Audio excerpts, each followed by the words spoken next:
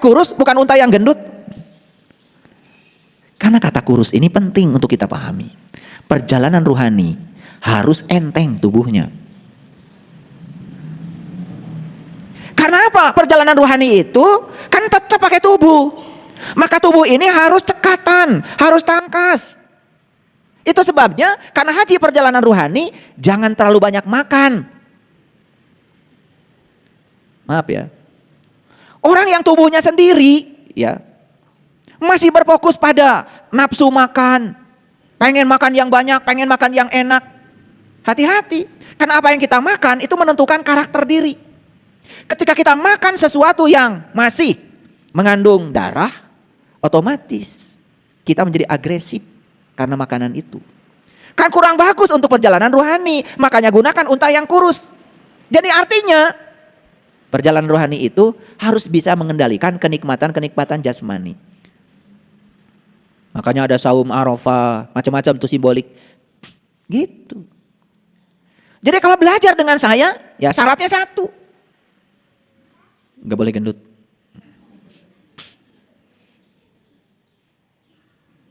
Ya gimana? Kalau badan aja sudah susah dibawa.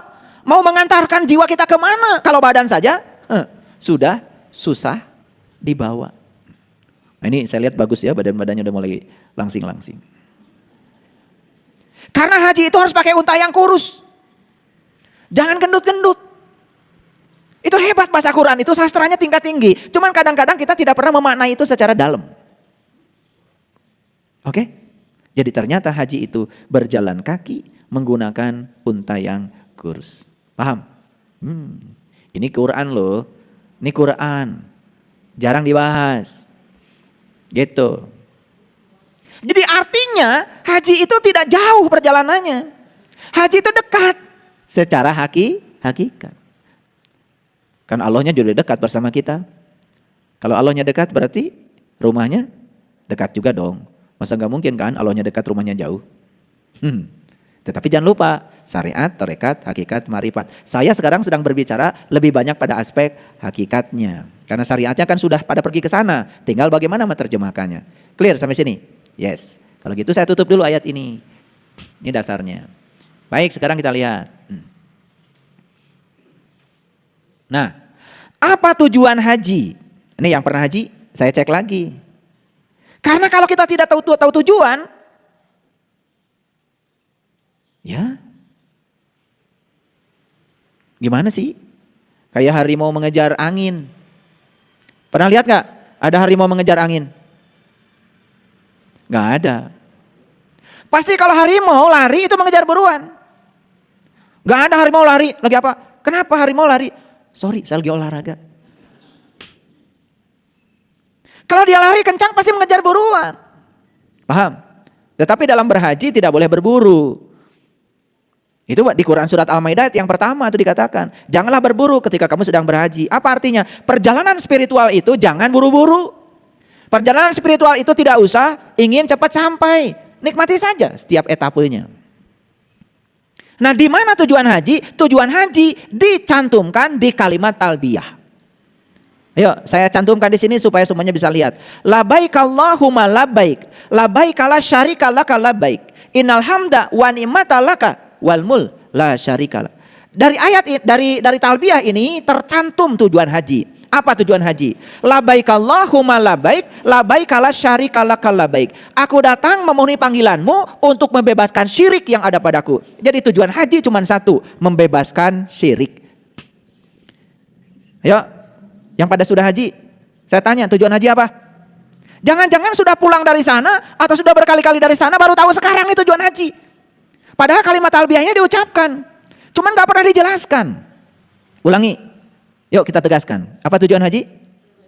Membebaskan syirik. Kan jelas. Labbaik Allahumma labbaik, labbaik la syarika laka labbaik.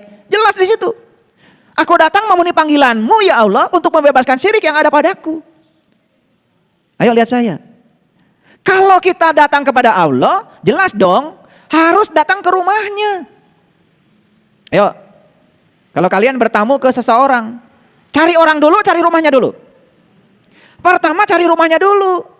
Tetapi belum selesai, karena kalian harus bertemu dengan yang punya rumah. Setuju? Ketemukan dulu alamat rumahnya, baru memasuki rumahnya. Ketemulah dengan yang punya rumah. Paham? Nah, Allah sudah ngasih alamat, aku bersamamu, lebih dekat kepadamu daripada urat nadi lehermu. Jadi itu alamat dari Allah. Nah, ternyata Allah ngasih alamat, aku tinggal dalam kolbumu, itu alamat. Nah, karena Allah sudah tinggal dalam kolbu disebut Baitullah oleh siapa? Oleh Allah sendiri. Kolbul mu'min Baitullah dalam hadis qudsi. Jadi kalau begitu, temukan dulu kolbu di mana. Setelah ketemu kolbunya di mana, baru yang namanya rumah pasti ada pintunya. Yang namanya pintu pasti ada kuncinya. Cari kuncinya supaya pintunya terbuka. Masuklah ke rumah untuk bertemu yang punya rumah. Li'ila fi Quraisy ila fihim rihlatas syita'i wasyaif falyabudu rabb hadzal bait. Jangan kau sembah rumahnya, sembahlah yang punya rumah. Jelas banget. Jadi jelas bahwa tujuan haji itu cuma satu, membebaskan syirik. Nah, apa syirik itu? Syirik itu menduakan Tuhan. Gara-gara apa orang menduakan Tuhan? Gara-gara tidak tahu Tuhan. Begitu masuk ke rumahnya, memenuhi panggilannya, maka kita bertemu dengan sang pemilik rumah, menjadi tahu dan kenal kepada sang pemilik rumah. Setelah tahu dan kenal kepada dia, maka kita bebas dari syirik. Maka di Quran dikatakan, Inna fatahna laka fatham mubina. Siapa yang sudah mengalami keterbukaan mata kalbu, dengan keterbukaan yang seterbuka-terbukanya, senyata-nyatanya, fathah mubina, liyaghfira lakallah ma taqaddama min dambika wa ma ta'akhkhar. Aku bebaskan dosamu yang telah lalu dan dosamu yang akan datang. Dosa apa? Cuman satu dosa manusia, syirik aja. Dari mana kita tahu? Di Quran. Allah mengatakan, innallaha la yaghfiru ayyushraka bih wa yaghfiru ma dzuna dzalika liman yasha. Sesungguhnya Allah tidak akan pernah mengampuni dosa syirik, tetapi Allah sudah mengampuni dosa apapun asal jangan syirik. Itu Quran. Jadi sekarang ini kita terlalu banyak mengurusi dosa yang sudah diampuni Allah. Yang tidak diampuni nggak diurus. Makanya supaya kita terbebas dari dosa syirik, satu kuncinya, harus tahu dan kenal kepada Allah. Baik, saya ulang lagi. Apa tujuan haji? Membebaskan dosa syirik. Pernah dapat ceramah begini waktu mau haji? Ya pokoknya pergi aja. Yang penting perbekalan siap. Obat-obatan siap. Ada yang bawa kompor gas. Ada yang bawa tarasi. Iya. Ada yang bawa sambal sabulaneun. Lucu-lucu. Katanya perjalanan rohani, tetapi bekalnya semua untuk urusan jasmani. Lucu bukan? Ulangi sekali lagi. Jadi tujuan haji apa? Di mana itu ada di kalimat talbiyah. Cuman saat membaca kalimat ini kita nggak ngerti. Pokoknya kata pembimbing haji, labbaik Allahumma labbaik. Teriak juga kita, labbaik Allahumma labbaik. Labbaik la syarika laka labbaik. Teriak aja. Begitu ditanya tujuan haji apa? Teuing. Nah, saya ingin mengingatkan kepada yang mau haji, kepada yang sudah haji, ya, tujuan haji itu membebaskan syirik. Apakah membebaskan syirik itu harus pergi ke sana selalu? Tentu saja tidak selalu. Jadi maksud saya, mungkinkah ada orang tidak pergi ke sana tetapi bisa membebaskan dari dosa syirik? Mungkin, sangat mungkin. Jadi peringatan yang diberikan oleh COVID-19 sehingga 2 tahun tidak pergi ke sana harusnya menyadarkan kita bahwa sebetulnya Allah sedang mengingatkan kepada kita bahwa sesungguhnya untuk membebaskan syirik terserah pada kamu sendiri. Kan itu. Yuk, tujuan haji sudah ketemu? Oke, lanjut. Jadi sekali lagi saya tegaskan, haji itu perjalanan rohani, haji itu perjalanan spiritual. Yuk, yang namanya perjalanan harus ada apa? Satu, yang namanya perjalanan harus ada kendaraan. Mana kendaraannya? Nih, kendaraan. Makanya jaga kesehatan. Karena kalau kendaraan ini rubuh, karena pola hidup kita tidak bagus, apa yang terjadi? Perjalanan kita akan terganggu. Sama seperti naik mobil mogok-mogokan. Yang kedua harus ada supir. Siapa supirnya? Nih, pikiran kita. Makanya saya bilang tadi, kendalikan pikiran agar tetap tenang.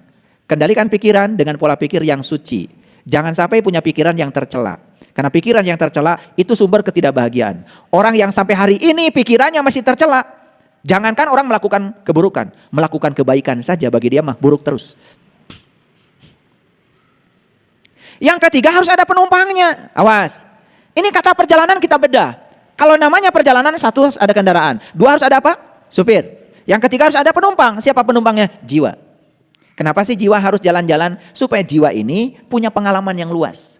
Supaya jiwa ini tidak terkungkung oleh keterbatasan. Supaya jiwa ini kenal kepada Allah dan Rasulnya.